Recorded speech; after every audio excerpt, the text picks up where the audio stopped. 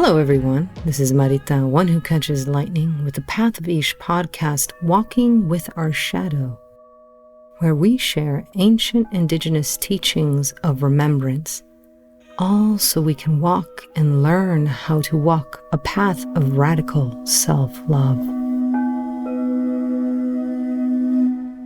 Hello everyone, it's Marita, one who catches lightning, with the Path of Ish, here to have another time in the circle with you. This conversation today comes after I've had a week or so, or you could say even more years, leading up to finally being able to find, or one could say pinpoint, one of the things or one of the reasons that intergenerationally and also between the Western world and indigenous practices, there's such a huge stretch to make. And it really comes down to dirt. So before we get into the dirt, let's take a moment and take our 3 breaths.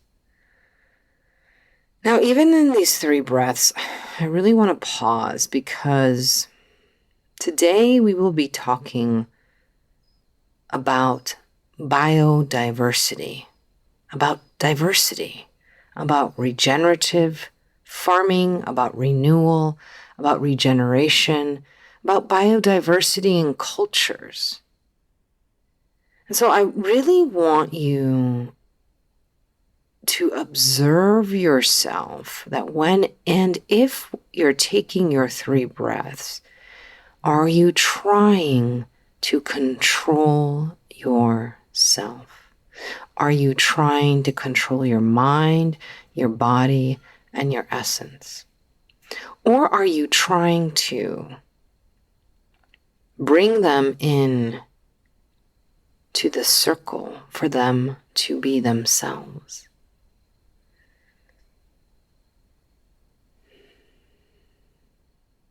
We've all seen those TikToks of people masking when they hear music, how they've been taught by society to mask who they are, how their beautiful minds operate, their beautiful connection to music and sound and dance and color might be different. So today we are going to uncover the mask. Today we welcome into the circle the biodiversity, the diversity of your body, your mind, and your essence. And the reason that we're going to welcome, and not just welcome, but allow ourselves to have a conversation of the conscious reality out there in the world that we are up against, that is against biodiversity. We're going to allow ourselves to have this conversation with grace, mercy, and compassion. We're going to come with a curious mind. Because if we don't speak about it,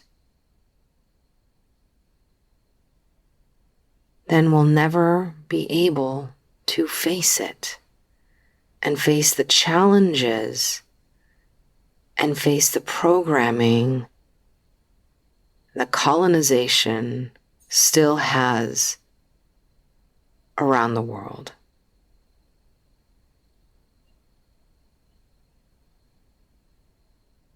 And when it comes to, and we've had this conversation before, conquering a people or programming a people and a culture, one of the things that you eliminate, whether you use at that time the idea of what you think science is,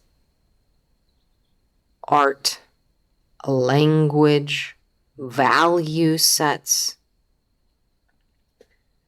farming, or religion.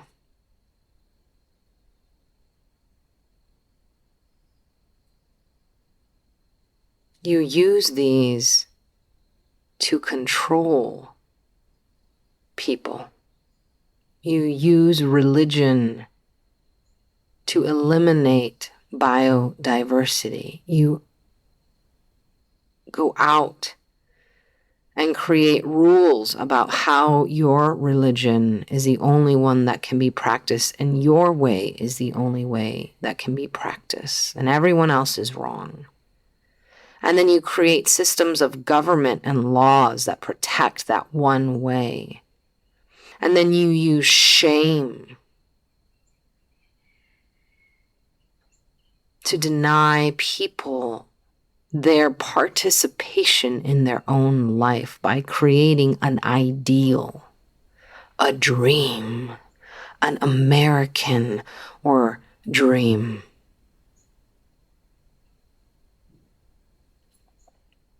And you continue to accomplish this by creating kickbacks to support and to encourage people to live in a certain way, even in the way that they farm.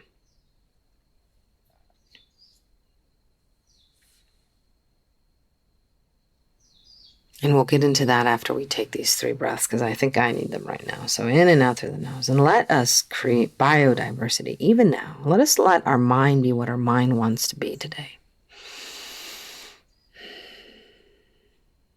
In and out through the nose.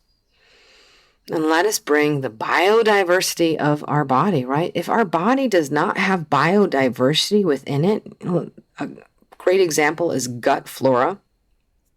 You are not in balance. In and out through the nose.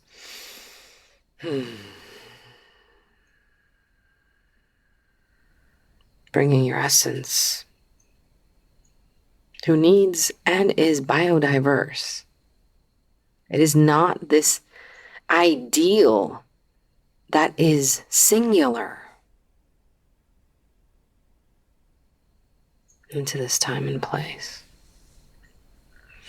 And as we set the circle, we welcome the 4 directions in their diversity. They are not the same, the east, the south, the west, and the north. They're not the same. And we've had this conversation before, so we welcome them in their uniqueness.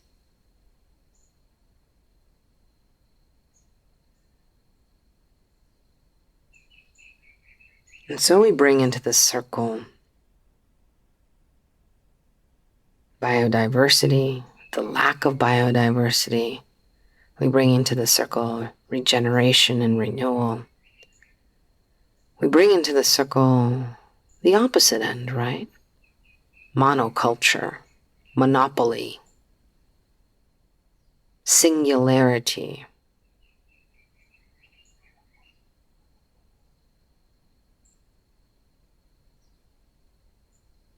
And we bring them in to have a conversation how, working together, possibly they are in balance.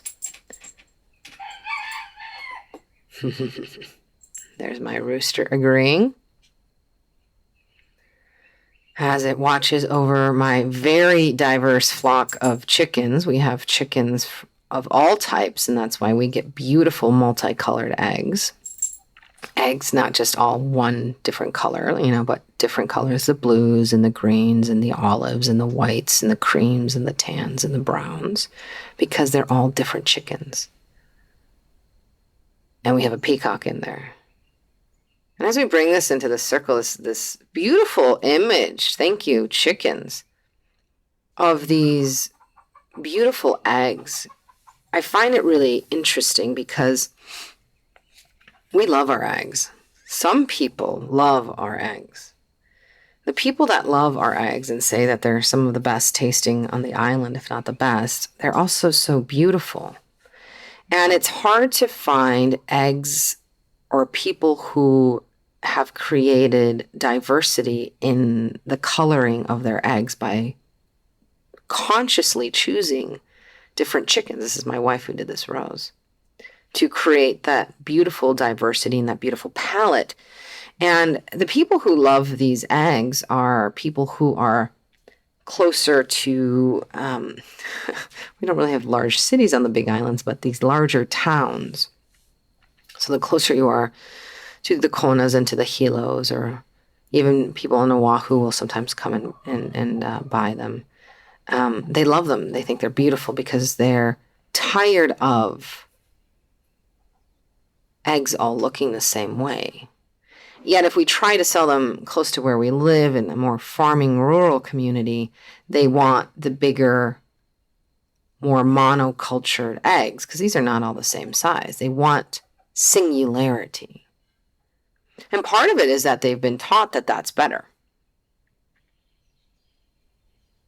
And you can make more money that way. And this is where we get into farming. There has been a movement in agriculture of regenerative farming. What I want to call it is the farming of remembrance, because it's really getting back to indigenous practices like the Three Sisters and that story, which we might tell or not. Or even how, we talk about cacao here a lot since we have cacao, how it can't grow alone. It is needs shade. It needs certain trees to grow with it. Not just to protect it, but to give back to the soil. So let's get into a few definitions. Vámonos. So let's talk about first regenerative farming and why it's important. And why it helps the environment.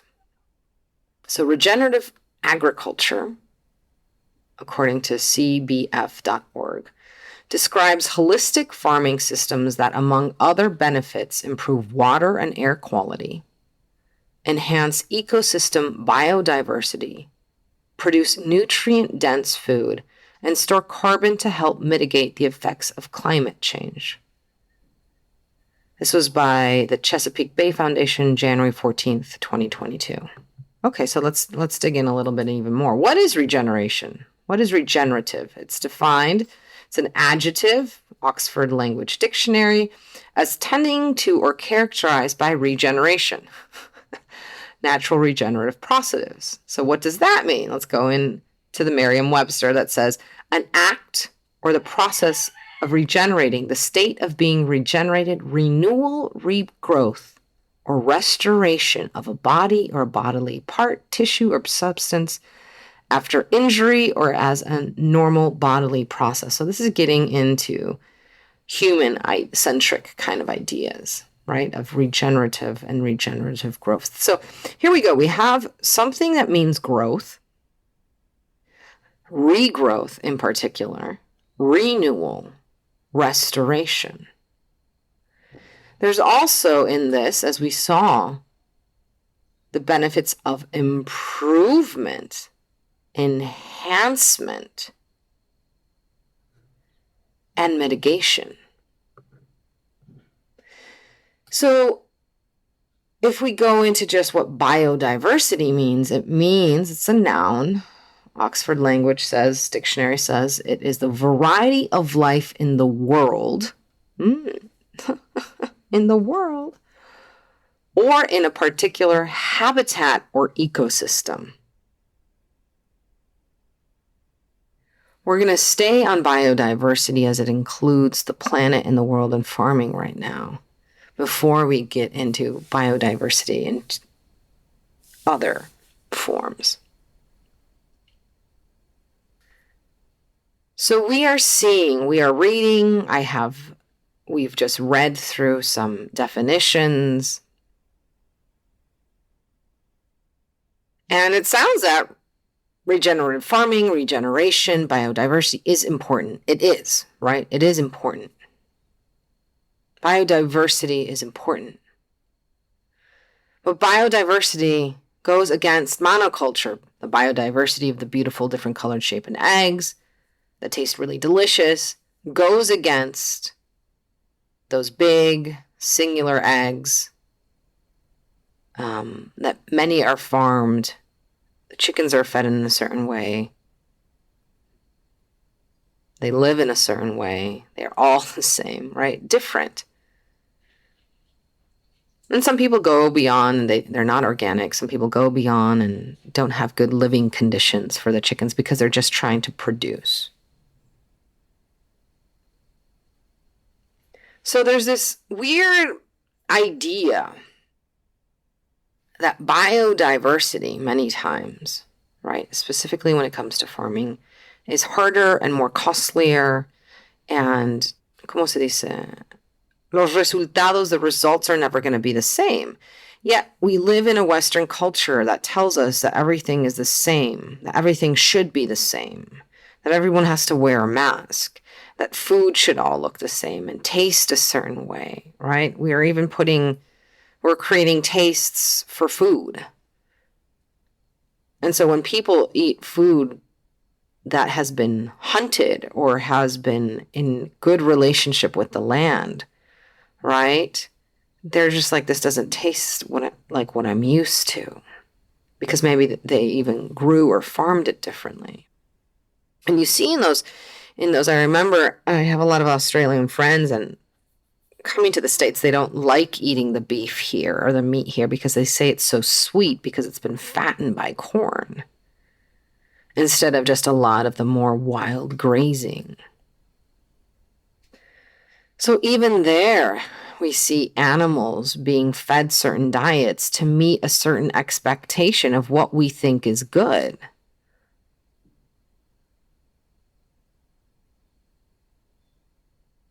We sometimes don't like the taste of nature, of wildness, right? We called it gamey. Ooh, this meat is too gamey. We have lost the taste for the wild.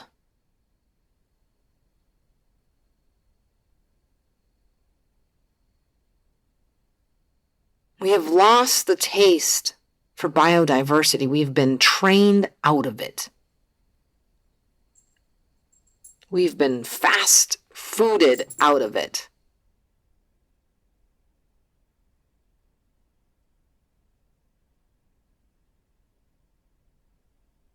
And because of that fast food culture,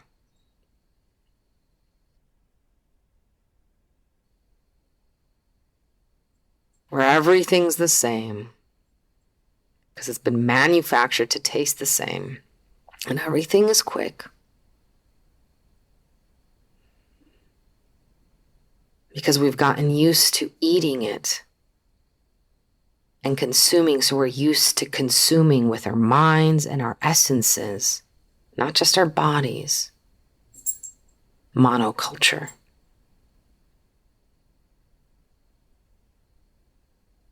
We see it in design. We see it in religion. We see it in spirituality, because it's in spirituality. We see it in everyday life.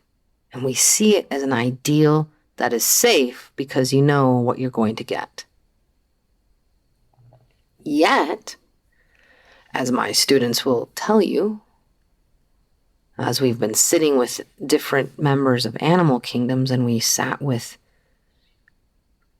the reef systems, that biodiversity is important. Not just important, it is essential to life on this planet, even for humans. Humans forget that they're animals. And so then they read all these things, we need the biodiversity for ecosystems and animals, and they don't think that they're one of the animals. You're one of the animals. You're one of the animals. You are an animal. You are a creature.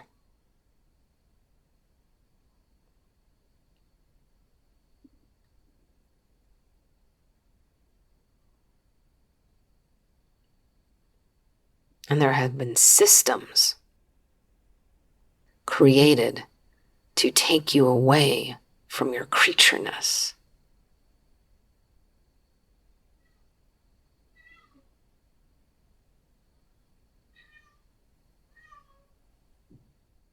I'm not saying get naked and start running around everywhere, right? It might be a little cold. But what I'm saying is,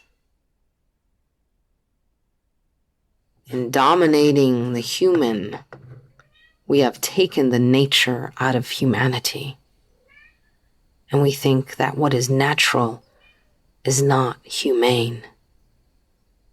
And yet, the practices to beat this, rape this, pillage it, and murder it out of us are some of the most inhumane things that some of the natural world doesn't even take part of or in.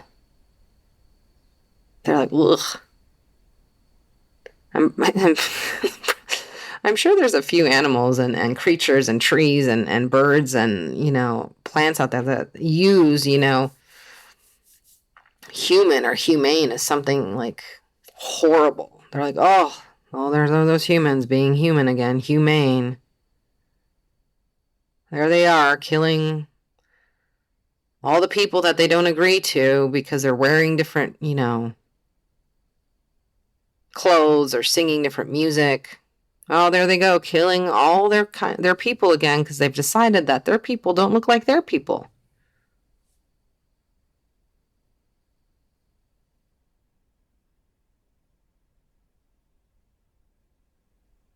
Let's get back to biodiversity and the importance.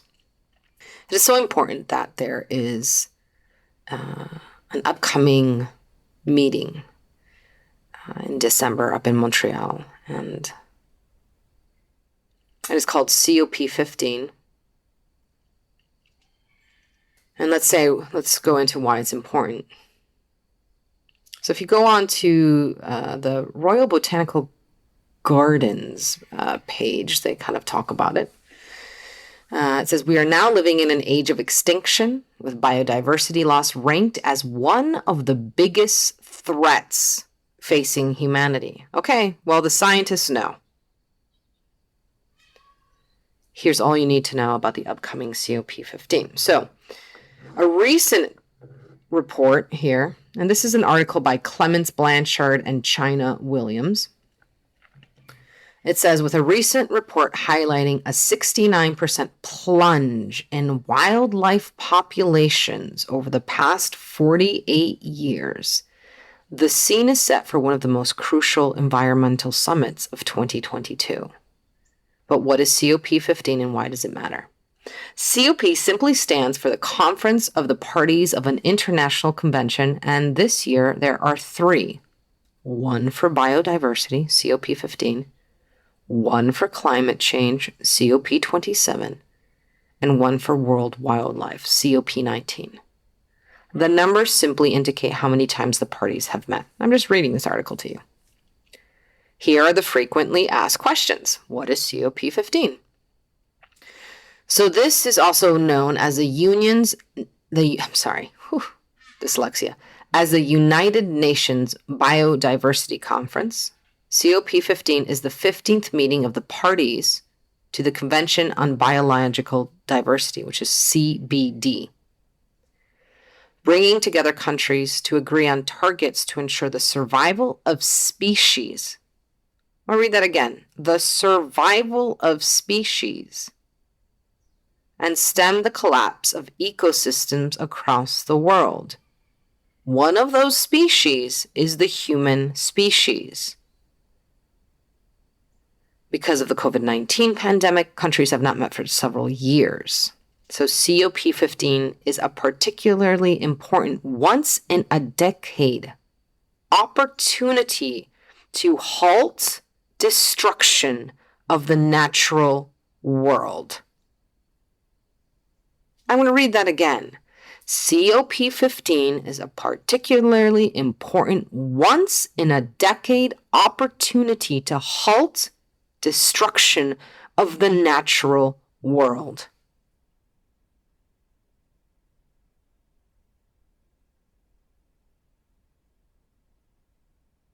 The previous targets agreed to in COP10 in Japan have not been met, so there's renewed pressure to put in place the financial and political support needed, and the stakes are high.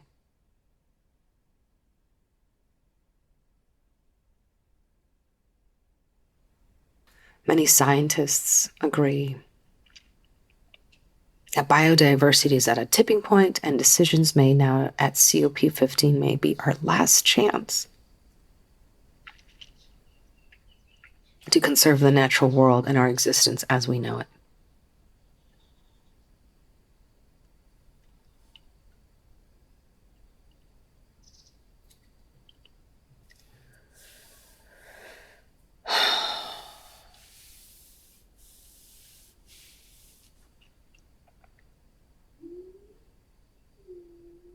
Now I hear that there's people out there waiting for science or technology to save us. And we've seen all of those futuristic movies.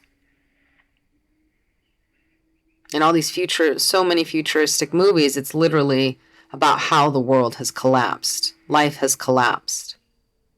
And so people go into space or they live in bubbles or, whatever. So many futuristic movies talk about the world or this earth in one way or another ending or becoming unlivable.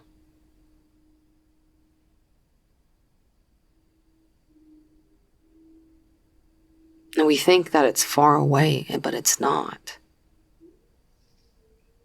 And then people get overwhelmed and they're like, what do I do? Am I supposed to just recycle? And then they live a life that is not full of biodiversity, even with themselves. Biodiversity isn't just the doing, it is the letting be. Letting someone be different from you.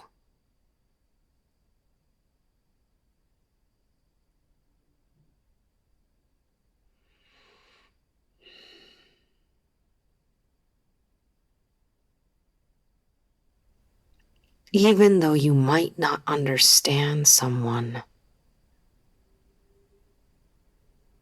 their nationality, their religion, their gender, just because you haven't been taught it, it does not mean that their way of expression in this world is wrong. We will agree that if you're using anything to control another human being, even religion, or put down a people and kill all the buffalo so their number one source and relationship of regeneration and renewal is over, then that is not a good thing to do.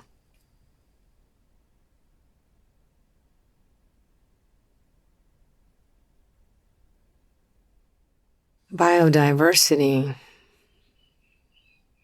also does not include just the taking of culture and appropriating it for yourself. So there is a balance here.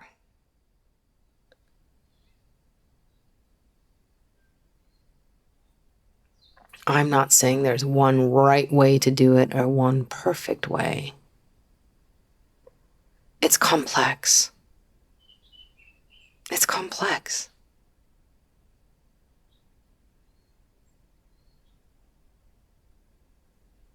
And yet we don't take time for the complexity of things, the complexity of people, of ideas, beliefs, of nature. Nature is complex. Biodiversity is complex. Biodiversity also doesn't mean we all are acting in the same way and we get along and everyone's happy. And that there's, everyone's, loving and at peace. And No. There's sharks in reefs. They're there for a reason.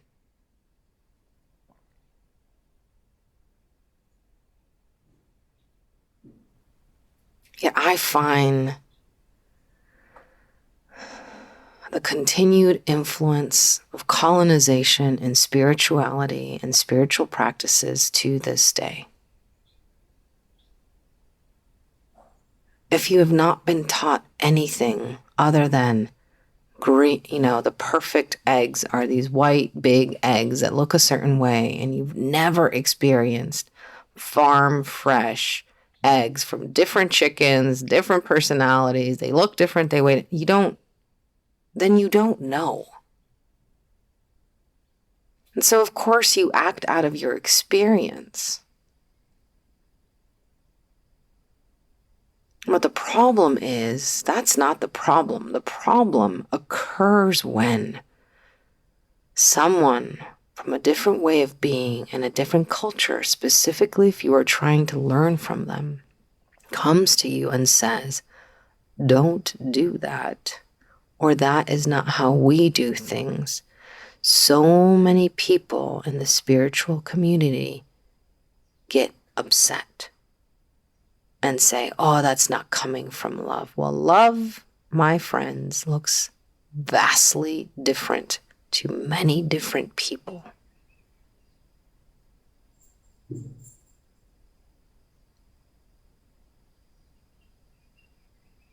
There's all these people that keep talking about a new earth, and every time I ask them about it, it sounds like monoculture. They want everyone acting the same, wearing the same, feeling the same way, like literally controlling how someone feels. Monotone culture is what a lot of the spiritual community is asking for. We need biodiversity. We need different languages and different people and different customs. We do not have to tame the native or tame the wildness out of people.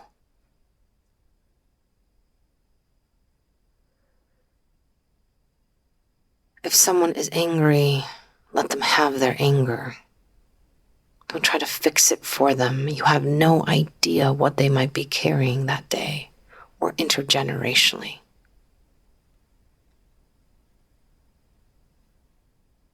And be cautious if you are trying to meet someone because you're trying to be sympathetic, and what you actually do is erase who they are.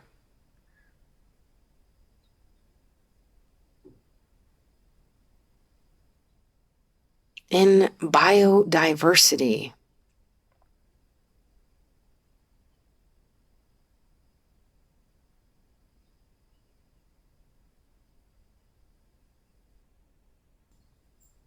there is impact. One impacts the other. We're not talking about mitigating all impact. We will always be impacted by everyone and everything on this planet. And the most important thing you should take away about that is that you have impact. People feel so powerless.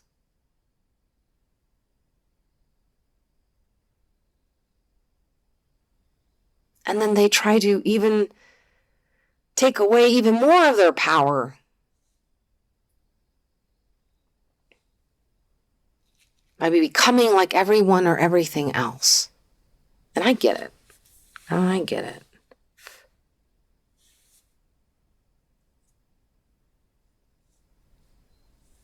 If you come from cultures that have experienced genocide, have experienced the loss of biodiversity or the acceptance of it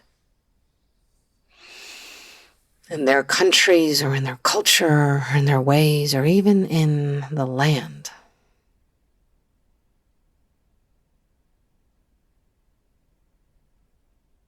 And if you have a background like this, of course you want to fit in because you want to survive.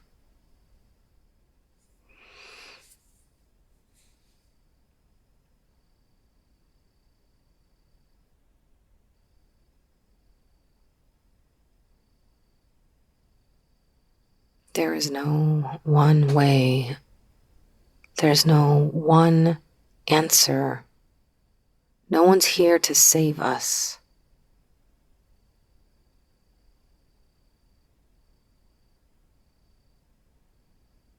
Stop looking outside of yourself for the justification of how you are living, to justify that you have no impact, because you do.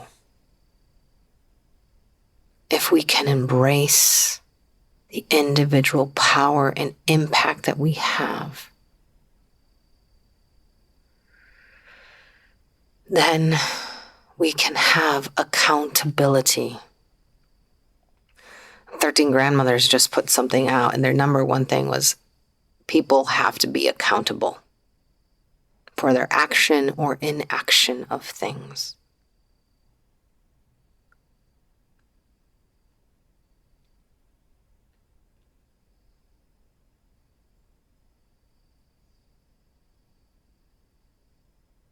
Are you ready, in small ways, to take accountability? And accountability comes from knowing. Knowing comes from observation. Can you see I haven't used judgment yet? Can you witness yourself and your habits? Can you witness your lack of biodiversity in the way that you treat yourself?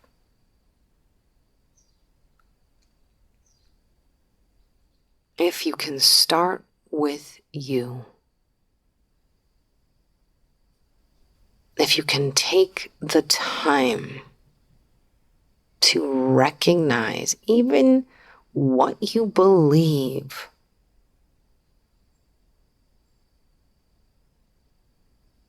and how that came about being,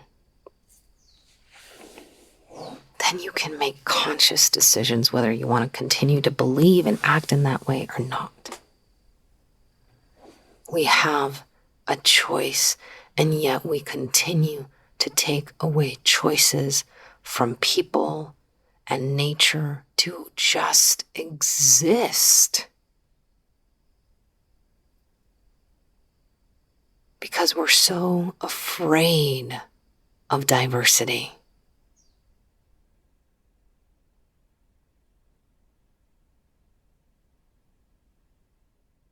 Because someone, somewhere, something injected into the collective said that diversity is bad, to be different is bad, and that everyone should be the same and act the same way, act civilized. And that means one thing. I mean, even people are freaking out about fashion trends these days. High fashion isn't supposed to be wearable. It is an expression of art. People are freaking out that men are wearing skirts, while having people in this, in Scotland been wearing quote unquote skirts for a long time, or that men are wearing makeup. I mean, why? That has been used throughout all time. Even nature. The quote-unquote males are prettier in color. Nature loves diversity. Nature loves biodiversity. And yet we create systems of oppression, even for ourselves, that don't allow ourselves to have a complete expression or a possibility expression of a possibility of who we might be. We don't allow ourselves the possibility of who we might be if we didn't have all these constructs.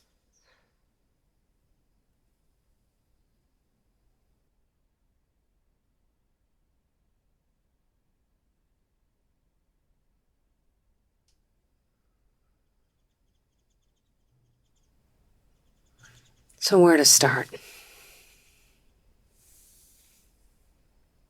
Well, we began with the 3 breaths and a check-in. So let's do so again.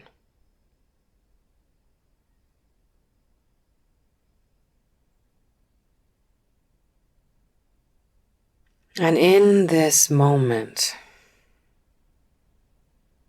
of observation, which is called a meditation,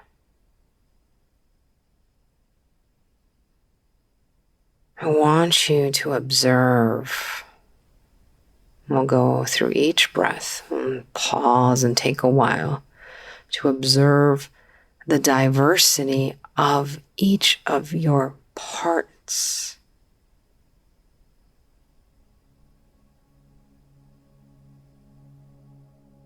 And so let us take our breath in and out through the nose and welcome again the diversity of our mind. Now just observe yourself. Observe your mind, its stillness or lack of. Observe how you can have so many thoughts. Observe how, even though you might be trying to control things right now, that your brain is still functioning without you. You're still breathing. There's still blood flowing. Your brain, your nervous system is still sending signals without you consciously controlling it. Your nervous system understands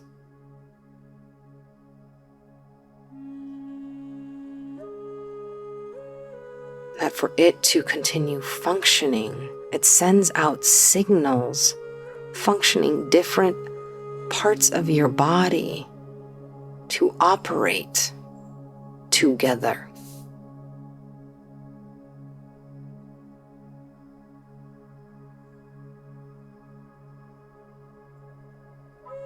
Now let's feel that. So let's really feel that in our body. So let's take that second breath in and out through the nose and really welcome our body. I mean, even look at how your body is so diverse. It's not monoculture. You don't just have muscles. You don't just have bones. You don't just have ligaments. You're not made in one way. You are a multi-layered, biodiverse being.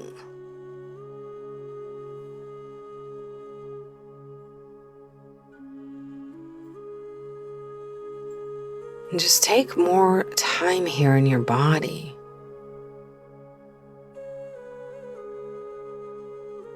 So many times we just look at the system, the nervous system, the organs, right? The skeletal, vascular. And we call them systems and then we contain them. And we put them in little boxes.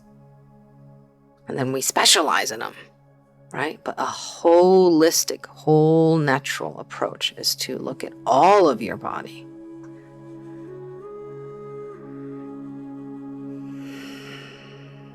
And understand that your ecosystem of who you are at a biological level is diverse.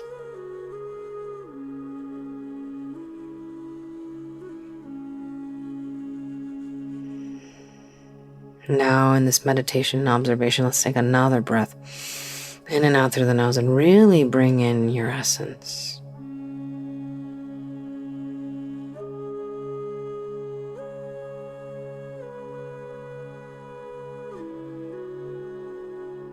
And notice its diversity.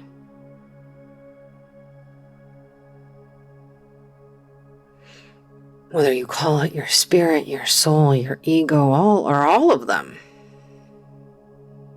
The essence can hold all of that imagery.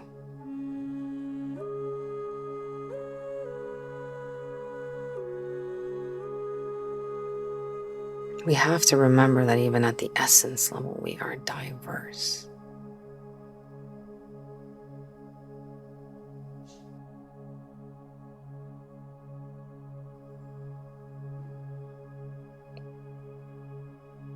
And for all those people who think that universal love means we all have to love the same and be the same and accept the same,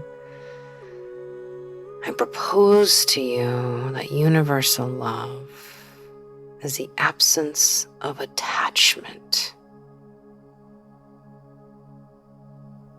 Universal love and acceptance is almost like your nervous system just operating all the time, not attached to if you're paying attention or telling your heart to pump.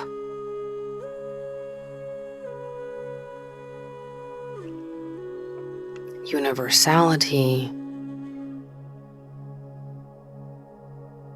does not mean a monopoly on a way of doing things.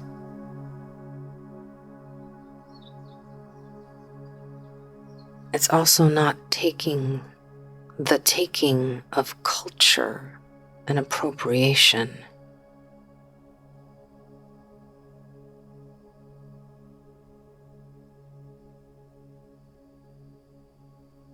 And to be able to allow yourself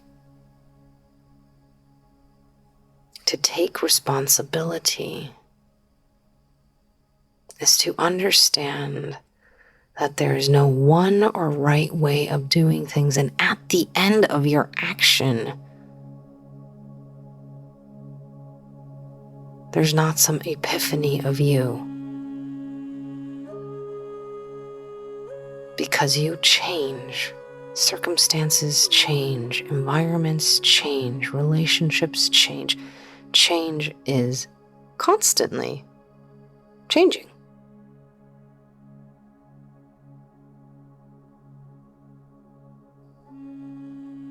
So even in this quest to take responsibility for how humans are living on this planet and taking more than they are giving back,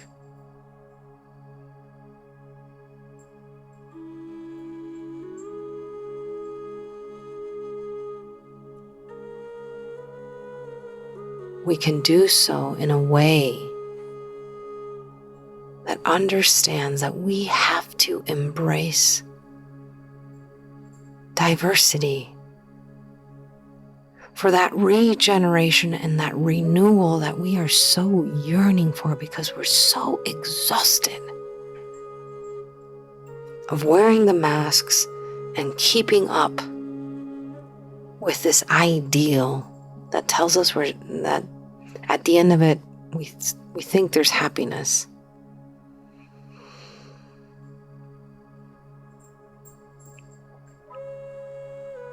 But can we instead embrace biodiversity?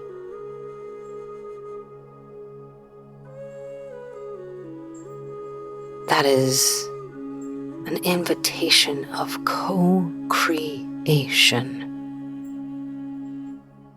And if you can start with the 3 breaths and co-creation there, co-creating with your mind, co-creating with your body, co-creating with your essence, meaning your body is working with your mind and your mind is working with your body, consciously and unconsciously. Your essence is working with your body and your mind, consciously and unconsciously. And to learn how that is happening in your ecosystem, and exploring just even that diversity will allow you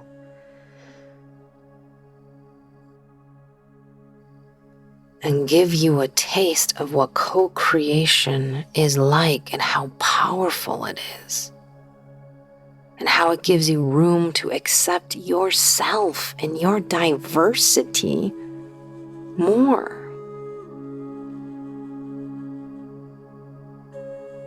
Our cycle of life includes a cycle of death at all times. So with every breath we breathe, we live and we die. Our bodies change. We are never the same. Can we accept that? If we can start to try to accept that without having all of the fear come up, then maybe we can allow ourselves the life and the death cycle that regenerates itself, not the life cycle that just creates more death.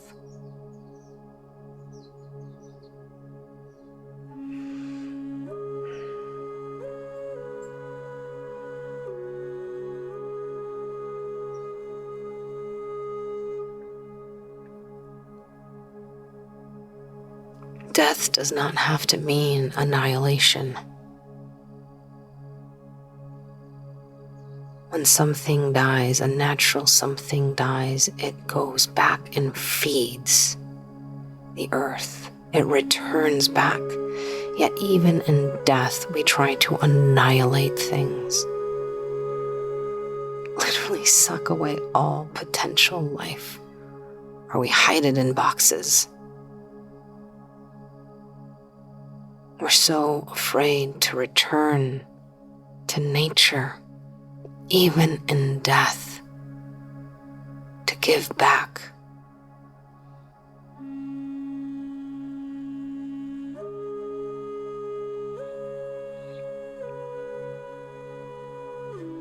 We are interesting creatures.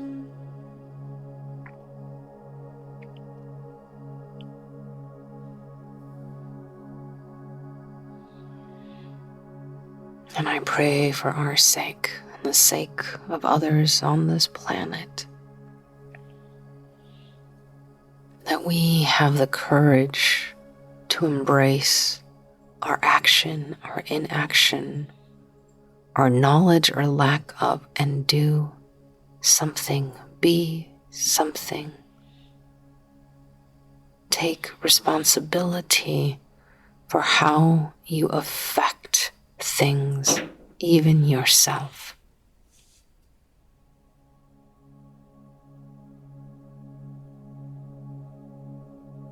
And stay curious, stay open, and open to the possibility of co-creation.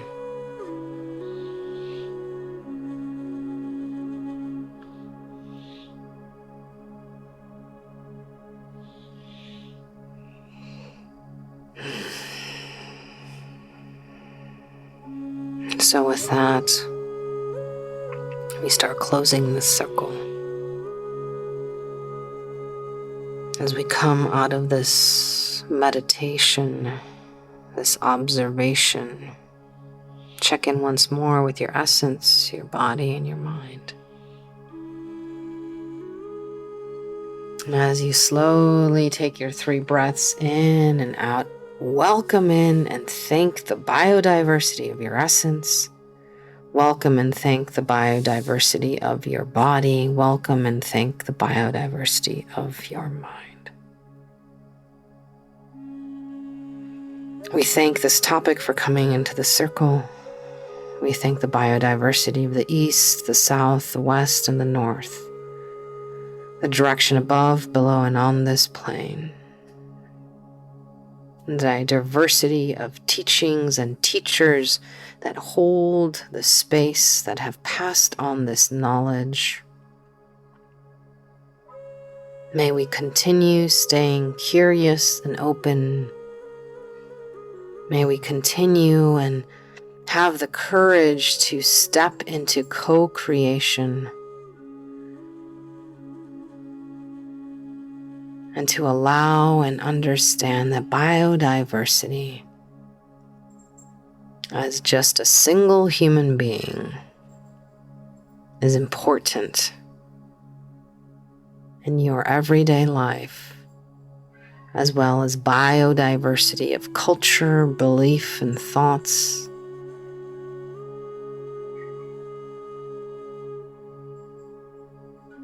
and biodiversity of nature. May we all come together with our very diverse ways, not to control each other, but to co-create just like nature does, from the possibility of everything, even in the void of time and space.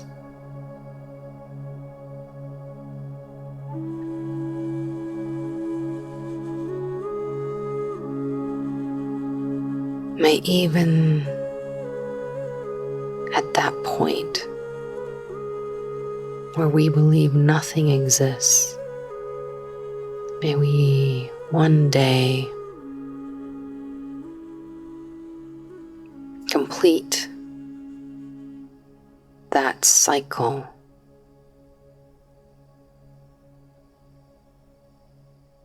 of life, birth, and death in a good way, should they?